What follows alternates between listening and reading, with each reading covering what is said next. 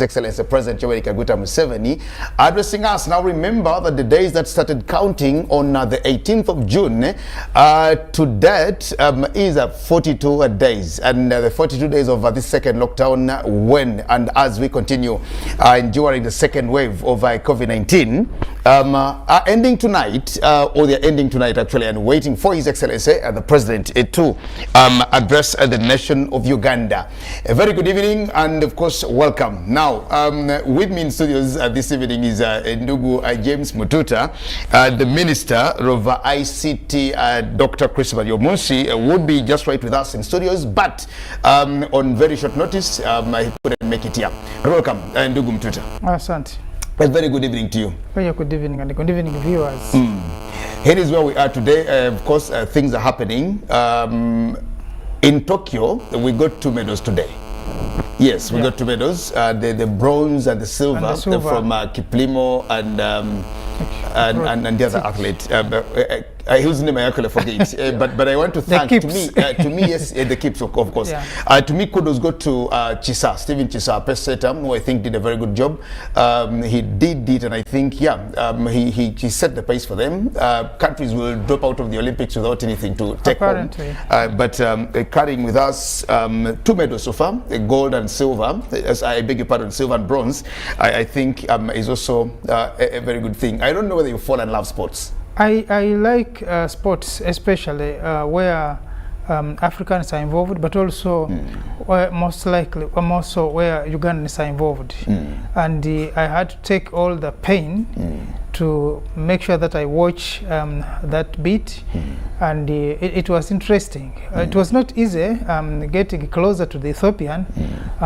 To me, that was good enough because it was Africa, and that was good. But I think the boys also need to be credited for that, and given their performance, I'm sure they will even do better in the subsequent heats.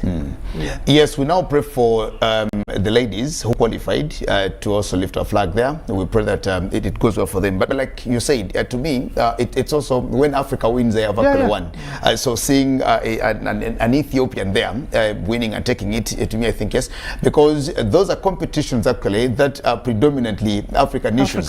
The end of the issues we'll see, I think on the 7th and 8th, the final bit of the games where we see them go into the marathons. Exactly. We still expect lots. I am very sure from what I actually saw today, I am thinking, and I am also thinking that Stephen Chisa, it's called 5,000 meters, I'm sure. Yes.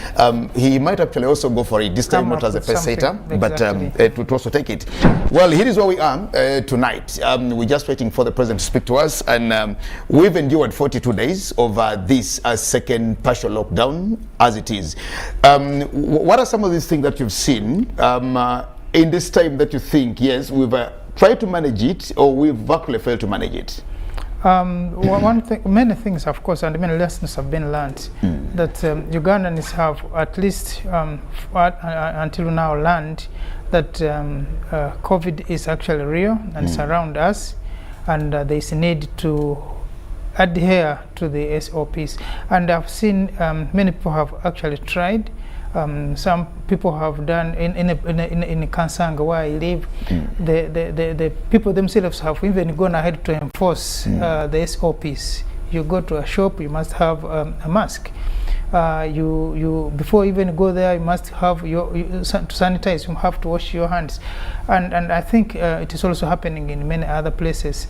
Although I have seen a number of increasing number of vehicles on the road. I'm wondering if that is those are the essential vehicles that are increasing on the road. But I think over time, a lot of many other groups have been included among the essentials.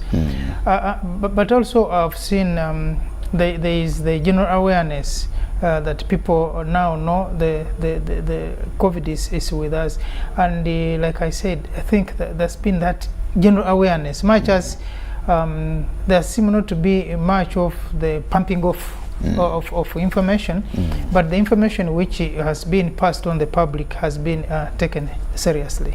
I was in Tororo and Mbale this week on Wednesday, and one of the things I got there, I was talking to a few people there, they said, we only want government to bring this thing called the vaccine, and once the vaccine is actually here, and I was told of a scenario where they just saw an MS truck passing by, they ran following it, just knowing that an MS truck now cannot bring anything like Coatem or anything, it has to be a vaccine.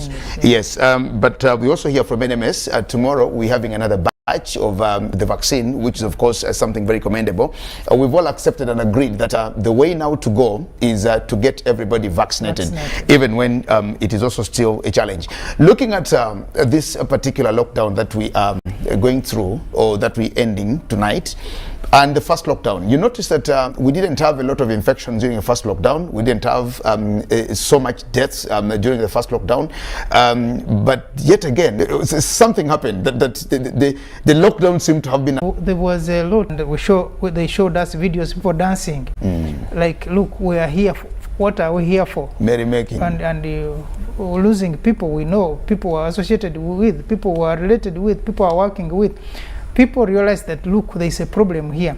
Much as indeed this second lockdown has not been as serious as the first one, and even adherence has not been as much as the first one, but I think the problem is with the information and what was happening. 30, 40, something like that, but we didn't have many of... We are remotely talking about deaths. Someone who died, of course, we had the first death in knowing why it is. But this second came in hand, but also at the same time that now by this time about the infection, but of course also we had issues of administration of the sick. People were going in for, because of the desperation, people were doing all they could, including having local concoctions and the herbs and whatever. People were smoking themselves, some people were suffocating. But that also showed that people had taken it that level, that seriousness. And we have also seen people who have had COVID and treated from home and have survived, and we have also some who have used the local concoctions and have survived. But the other thing is that the testing, because one would have the signs as purported, and then you will say, I think I have COVID, without even testing, because you remember testing also has been actually not as much to capacity that you have to test everyone because of